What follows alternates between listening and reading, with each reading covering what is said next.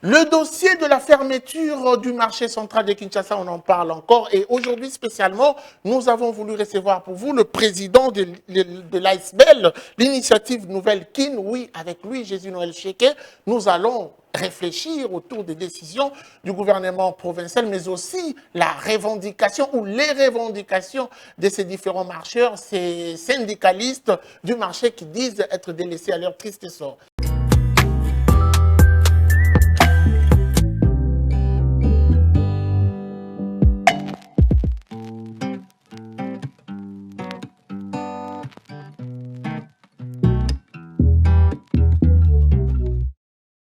Un invité sur ce plateau, nous recevons donc pour vous Jésus-Noël Cheke, qui est le président de l'initiative Nouvelle Kin. Avec lui, nous allons revenir sur ce dossier qui a fait couler assez d'encre de salive. Qui dit vrai, ça se passera avec lui, puisque nous avons réalisé un documentaire, plutôt un dossier qui a donné la parole aux syndicalistes, mais aussi aux vendeurs. Il nous apporte sa version des choses. Jésus-Noël Cheke, bienvenue.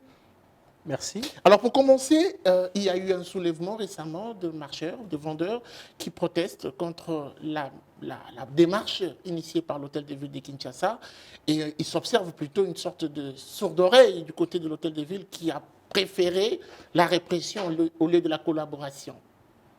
Bon, déjà, en tant qu'observateur, je dois observer avec vous qu'il n'y a pas eu une sorte de répression ou ce que vous appelez comme sourde oreille de la part de l'autorité urbaine.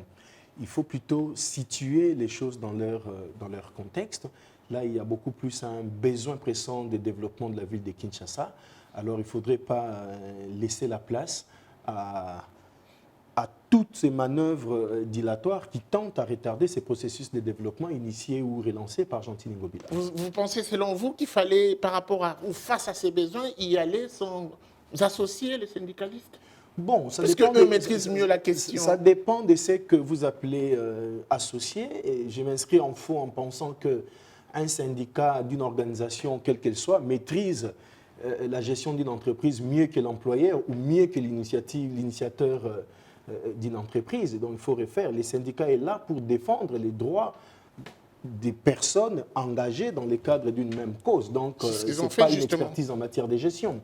Ici, nous parlons par rapport au marché central. Monsieur Chungu, il faut d'abord comprendre que c'est un marché. Aujourd'hui, nous sommes en 2021. Ce marché a été construit en 1971. Ça fait 50 ans aujourd'hui que ce marché a été construit, et ça n'a jamais connu un moment de réhabilitation ou quoi, non. Aujourd'hui, il est d'une nécessité impérieuse de pouvoir redonner vie à ces marchés, non pas en donnant simplement un petit coup de balai ou un petit coup de peinture, mais nous parlons là refondation et modernisation de ces marchés. L'hôtel de ville a commencé la procédure d'installation de ceux qui, parce qu'il fallait les délocaliser finalement, de ceux qui étaient hier au marché central.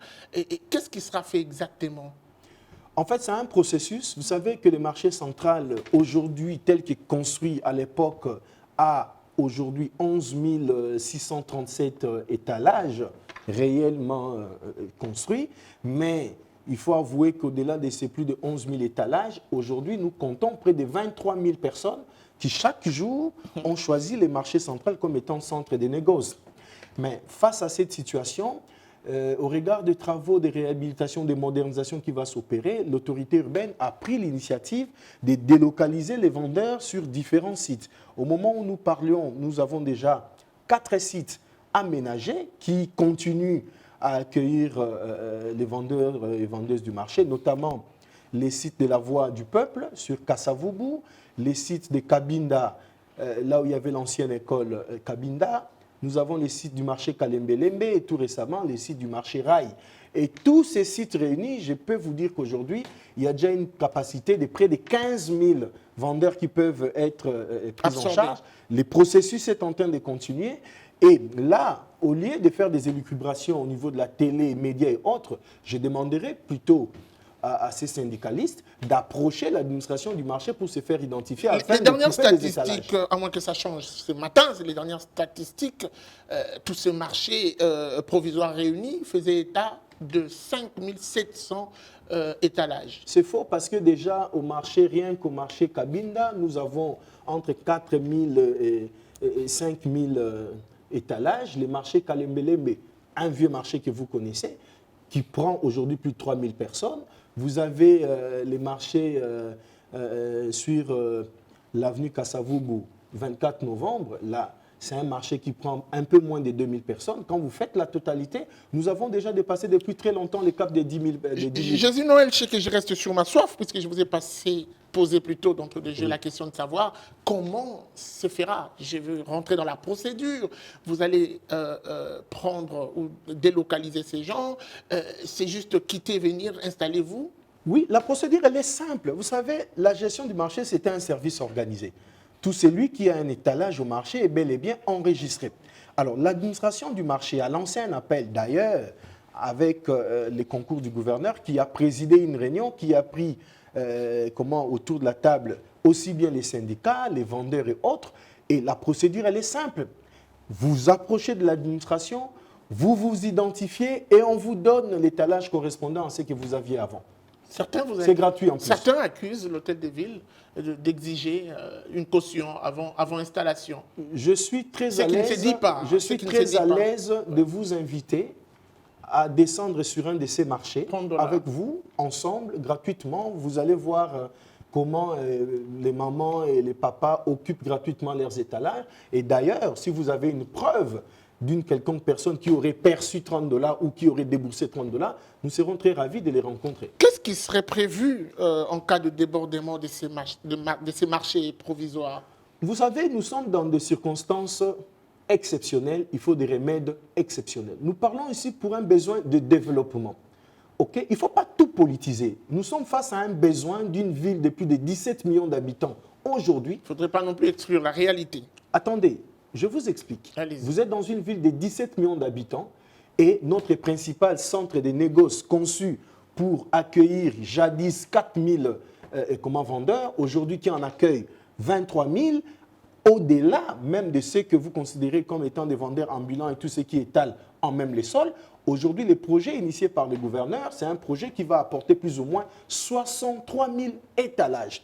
Donc, on aura la capacité non seulement d'absorber les 23 000 vendeurs qui vendent chaque jour au marché central, mais nous élargissons également notre palette en ce qui concerne la capacité d'absorption et de donner également et là, nous sommes dans le long terme. Nous sommes dans le long terme. Parlons concret. En cas de débordement de ces marchés provisoires, qu'est-ce qui est prévu? Il n'y aura pas de débordement comme tel. Et si débordement il y en a, on va les gérer. Il ne faut pas avoir peur du mot. Il ne faut pas avoir peur du mot débordement, M. Chungo. Quand on a pensé réaliser les travaux de modernisation du boulevard du 30 juin, on n'a pas pris les 400 000 véhicules qui circulent à Kinshasa, on ne les a pas envoyés à Brazzaville. On vivait avec les 400 000 véhicules ici, le boulevard du 30 juin était resté fermé. Pareil, quand on a réhabilité le boulevard Lumumba, pour faire des omelettes, il faut casser les œufs.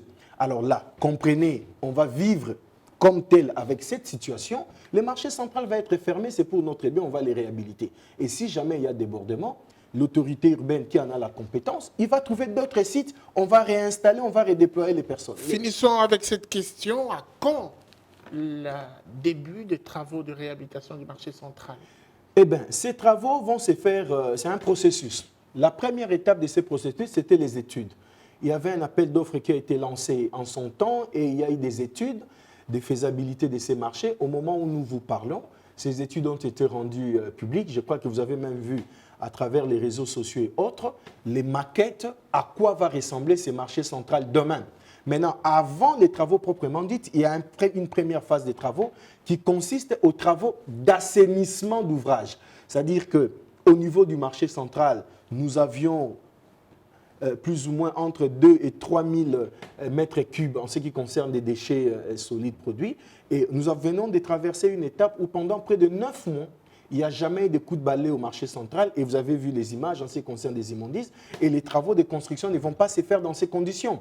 Première étape, assainir d'abord les milieux pour rendre les milieux physiques à son état initial et la deuxième étape, c'est le gouverneur qui va le dévoiler parce que comme vous le savez, pour lancer les travaux, ce n'est pas avant les travaux qu'on vient dévoiler la fiche technique. La fiche technique se dévoile évidemment pendant le lancement des travaux. Vous connaîtrez les coûts, la durée, l'entreprise qui a été sélectionnée.